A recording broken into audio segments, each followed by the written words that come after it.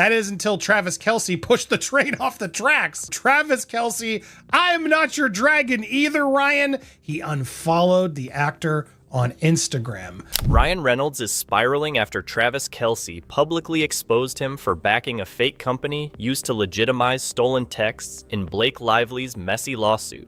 So we haven't seen all the facts yet, according to Ryan Reynolds. The drama hit a boiling point when Kelce unfollowed him on Instagram, sending shockwaves through Hollywood and turning Reynolds into the face of Blake's legal disaster. He is getting darker and darker. Travis Kelce didn't just hit unfollow on Instagram.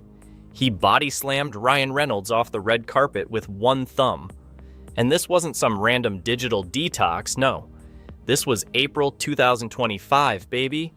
The weekend of the Time 100 Gala, Wrexham's PR-fueled victory parade, and oh yeah, Blake Lively's legal drama melting down faster than her box office credibility. Good for them. I'm rooting for Wrexham and the team, but I just hate how Ryan and specifically Blake now get to use this as sort of a big PR opportunity for them. It's frustrating to me, I gotta be honest. Timing? Immaculate. This wasn't just an unfollow. It was a mic drop. A get me out of this mess before it goes full Amber Heard sequel kind of moment. Because let's be real, Travis didn't just scroll by. He looked at Ryan Reynolds and said, "I'm not your dragon either, bro." That's how messy things have gotten. And let's not ignore the silent sniper in the background. Taylor Swift.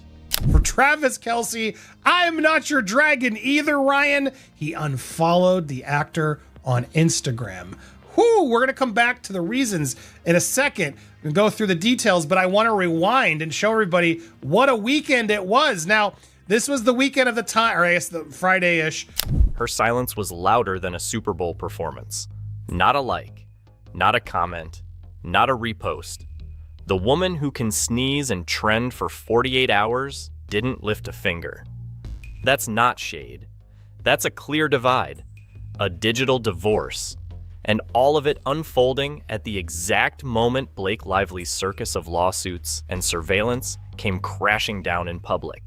You can't script this, or, well, you can, if your PR team is working overtime like hers clearly is.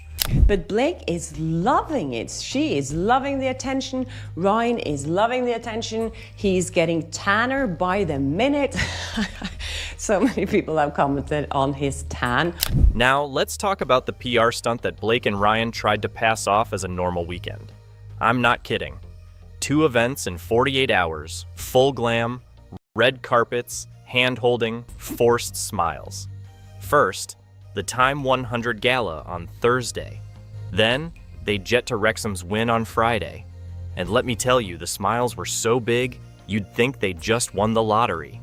Not that Blake was facing accusations of legal manipulation and phone hacking behind the scenes. Travis Kelce didn't just unfollow Ryan Reynolds. He detonated a PR landmine that sent Hollywood into full-blown meltdown mode. One simple tap, unfollow, and suddenly the curtain dropped on a tightly choreographed media circus starring Blake Lively, Ryan Reynolds, and a lawsuit messier than a deleted Taylor Swift verse. This wasn't petty celebrity drama. This was calculated silence from Taylor. Awkward red carpet grins, Time 100 photo ops with legal subpoenas hiding in the back pocket of a Givenchy gown. And Travis? He tapped out, publicly. The guy who catches touchdowns from Swift's boyfriend decided he wasn't playing in this game. And in doing so, he exposed the whole charade. Travis Kelce's unfollow wasn't just a casual swipe. It was a surgical strike. The timing? Immaculate. April 2025. The weekend of the Time 100 Gala, Wrexham's big soccer win, and Blake Lively's carefully curated image collapsing faster than a Bravo reunion set. Hollywood took notice, and so did the internet. Why does an NFL player cutting digital ties with a movie star matter? Because it wasn't subtle. It was a deliberate exit from the chaos, a chaos fueled by lawsuits, stolen iCloud data, and what many are now calling one of the most unethical PR schemes ever attempted in plain sight. And when Taylor Swift, The queen of curated silence refuses to like, repost, or breathe on your photos. That's not neutrality. That's exile. They didn't just walk red carpets. They weaponized them. Blake and Ryan rolled out a 2-day media blitz. Time 100 gala on Thursday, then a surprise showing at Wrexham's soccer victory the next day. 2 perfectly timed appearances designed to say, "Look at us, everything's fine." But behind those blinding smiles, a legal disaster spiraling into something darker. While journalists were sifting through subpoenas and court filings involving stolen texts and alleged privacy violations, Blake was on Instagram praising her husband's team like she was the honorary Duchess of Wrexham. The glow, the glam, the PDA. It was all too much, too calculated, and everyone knew it. Here's where the glossy facade splits wide open. According to court documents, not gossip, legal documents, Blake Lively's team allegedly gained access to Jennifer Abel's iCloud account months after their professional relationship ended. We're not talking about leftover emails. We're talking full-on surveillance. Texts, legal notes, doctor conversations, personal messages, real time. This wasn't snooping. This was digital stalking. And it didn't just violate privacy. It potentially violated federal law. But it gets worse. Allegedly, these stolen messages were used to fuel a legal attack on another Hollywood player, Justin Baldoni. Why? Because when you're trying to control the narrative, anyone who doesn't fall in line becomes collateral damage. So how did they try to get away with it? Enter Vans & Inc., a shell corporation so hollow it might as well have been named Nothing to See Here LLC. Blake's legal team needed a way to justify the stolen texts, so they allegedly slapped together a last-minute lawsuit through this barely active company to create a legal paper trail. Why? Because even the New York Times wouldn't run the story without a subpoena. Let that sink in. The Times literally told them, "This stinks." So what did Blake's team do? They reportedly faked a subpoena, printed it out like a dorm room essay, and handed it off to the press like it was gospel. That's not PR, that's stagecraft with a legal letterhead. Ryan Reynolds wants you to believe he's just here for the soccer, just a guy cheering on his team. But the court filings suggest otherwise. According to sources close to the case, Ryan wasn't just aware of Blake's legal drama. He was actively involved in shaping the narrative. Media placements, sympathetic headlines, and red carpet optics, allegedly approved by Reynolds himself. He wasn't on the sidelines. He was calling plays. And the internet noticed.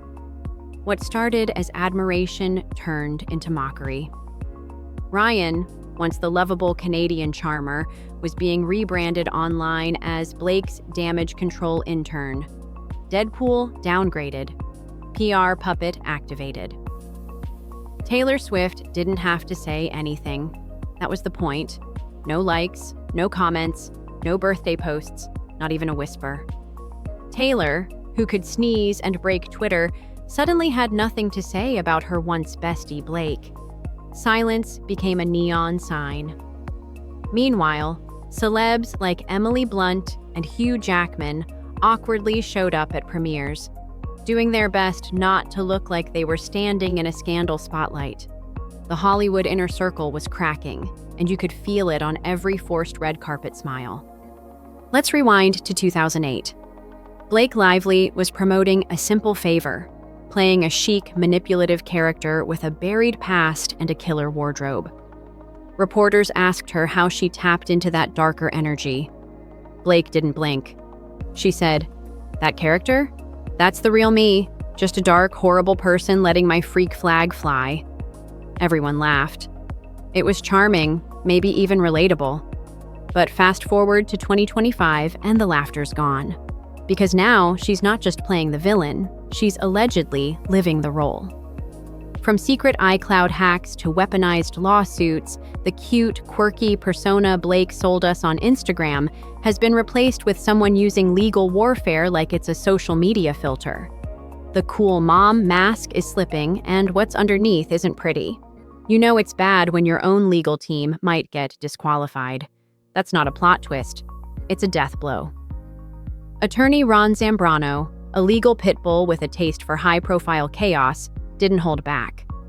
He accused Blake's team of abusing the process, essentially using the court system as their personal PR cannon.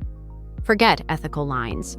They allegedly bulldozed through them with a smile and a stylized Instagram post. Zambrano said what we were all thinking. This wasn't about justice. This was about optics. And if the judge agrees, Blake's legal team could be tossed out of the case entirely. That means everything. The strategy, the subpoenas, the narrative goes up in flames. And that opens the door to something much, much worse. Because when you break the rules, there's fallout. Justin Baldoni and Jennifer Abel, they're not playing defense anymore. They're loading up on counterclaims. We're talking invasion of privacy, abuse of process, potential civil suits that flip the spotlight back on Blake, and hard. If Blake's camp used stolen texts, manipulated the media, and pushed a fake lawsuit through a shell company, that's not just shady, that's actionable. And you know what makes this even more surreal? All of it. Every bit of it was hidden under the glitz of award shows, premieres, and soccer celebrations. While the internet was obsessing over Blake's outfits and Ryan's jokes, they were allegedly running one of the most orchestrated PR cover-ups in recent memory. The aesthetics were just the costume. The scandal was the show. Travis Kelce unfollowed Ryan Reynolds. It wasn't just petty celebrity nonsense, it was a breaking point. A signal. A warning flare. He didn't make a post, he didn't start drama. He simply hit unfollow and walked away. And somehow, that spoke louder than any press release ever could. It told the world, I'm not going down with this ship. Meanwhile, Blake Lively is still posting like it's 2015, like the red carpet smiles are enough to cancel out subpoenas. But this isn't just a public image crisis, it's a credibility collapse. The days of pastel branding and quirky captions are over. This is federal-level mess now. The truth is out. The Times said no. The lawyers are watching. The court isn't playing. And Blake? She's dancing through it like nothing's wrong, but people aren't buying it anymore. And Ryan? He's still there, grinning through the wreckage like he's not ankle-deep in allegations. So now we ask, is Ryan Reynolds too deep to escape this fallout? Is he a supportive husband or a silent partner in the most chaotic PR scandal Hollywood has seen since the Johnny Depp trial? Because in the end, silence isn't just silence. It's a choice. And if he's not careful, the next headline won't be about Blake. It'll be about who's standing next to her in court. If you liked the video, please like and subscribe. We hope to see you again soon.